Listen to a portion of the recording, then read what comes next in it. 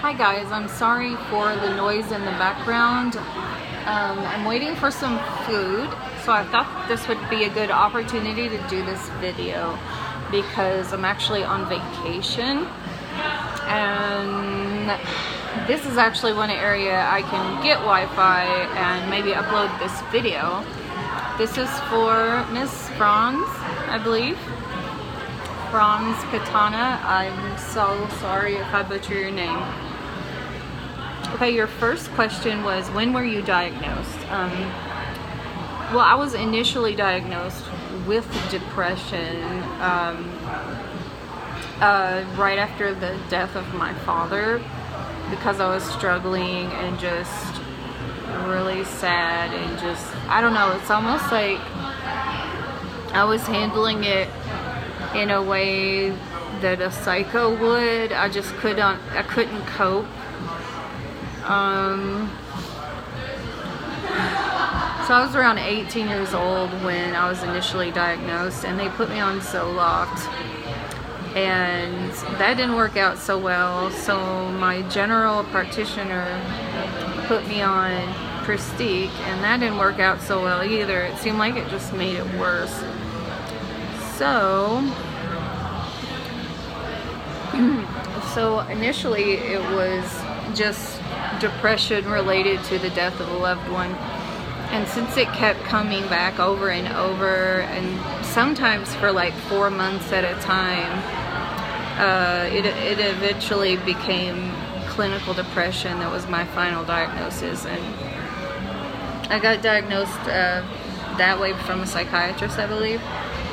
And then I also got diagnosed with generalized anxiety disorder, and I never really thought that I had that, but I did. Like, people can tell. You can probably tell just by the way I'm acting in the video. And then also, since I was exposed to early childhood violence, I was diagnosed with PTSD. Okay. Next, I took some notes just to help me try to get through this video a little faster, to not make it go on for an eternity. The reason for my diagnosis, well, like I said, the death of my father, but then there was the time that I was like in bed for 4 months. I didn't have a job. I mean, there were personal reasons as to why things were kind of so not good. But yeah, I was in bed. All I was doing was watching like Disney movies to like cheer me up, and I would not eat. And then eventually that switched over to me like binge eating and gaining a bunch of weight. It's just these behaviors like these, it's just not normal to not want to get out of bed and go get a job, or, you know, I had to force myself to do that stuff. It took me 4 months until finally I went out and got a job, and then things started to get better after that.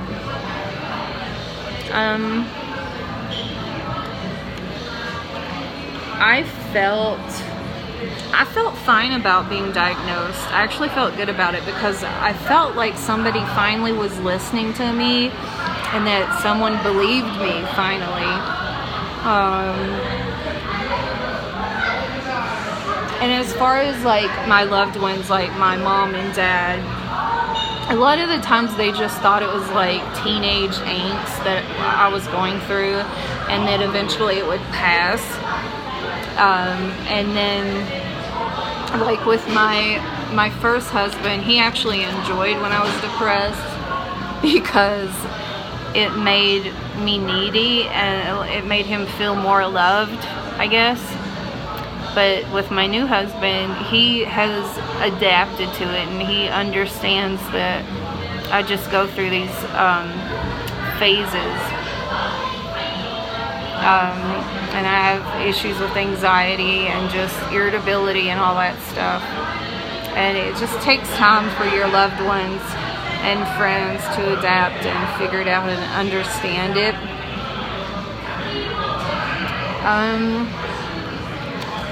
Yeah, I'm gonna try and hurry up. I'm already at 5 minutes. antidepressants were given to me, and then eventually I started counseling and stayed in counseling. There was never an official treatment plan for me that was put in place. It just took a lot of years and a lot of time for me to figure out that I have to do these certain things. I struggled on and off for years,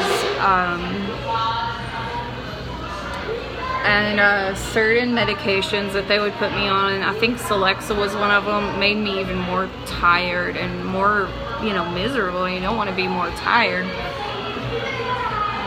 And so when I was actively going to counseling, and I would say going to counseling, it's important to go every other week if you feel okay. If you're feeling really rough, you need to be going every single week to up to twice a week. They have clinics like sliding scale clinics here in America for people that can't afford it. So just staying in counseling, doing the cognitive behavioral therapy that they try to teach you in counseling,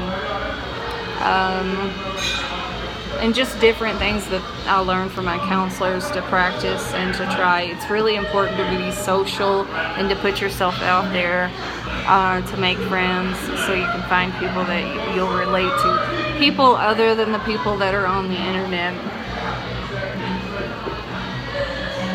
So with the appropriate combination of medications, I mean, I'm coping with it well, and I don't know, it's just, I take each day as it comes, and I've learned to accept my illness and not try to fight it so hard. Like I kind of look at the emotions that I'm feeling and I analyze them, and I think, well, what is causing these feelings? What can I do about it? Instead of just pushing it away so hard and ignoring it like it's not there. I've learned from this experience that I can get through this, that I can deal with it, that I can be strong, and that I can be just about anything that I want. It takes time, it takes courage, it takes effort, it takes a lot of energy.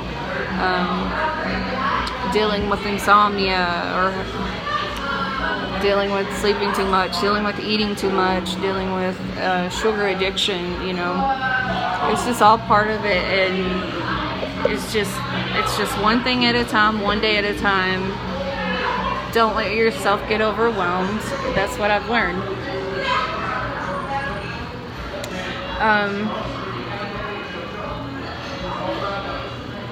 Yeah, and I know that I'm just not gonna just one day become like everyone else and normal. That's just not gonna happen for me, no matter what medications I'm on or what happens. I'm never gonna be like everybody else.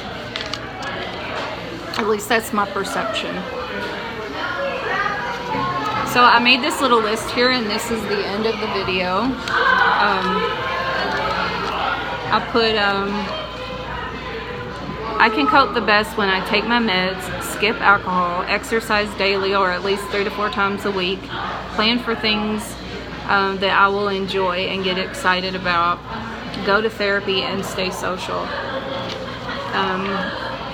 And like I said before, it's okay to be depressed sometimes and to cry. Anxiety attacks always end. A better day will come. And also, one very important thing, the last thing I will say, suicide is never the answer. Suicide is not the answer, ever. You are loved. If you suffer from these things, you are loved. I appreciate you. I need you. Other people that suffer need you to be strong and to help them through it. And we just need each other. So, peace and love, and thank you so much for asking me to do this video, and I hope it helps you. Bye.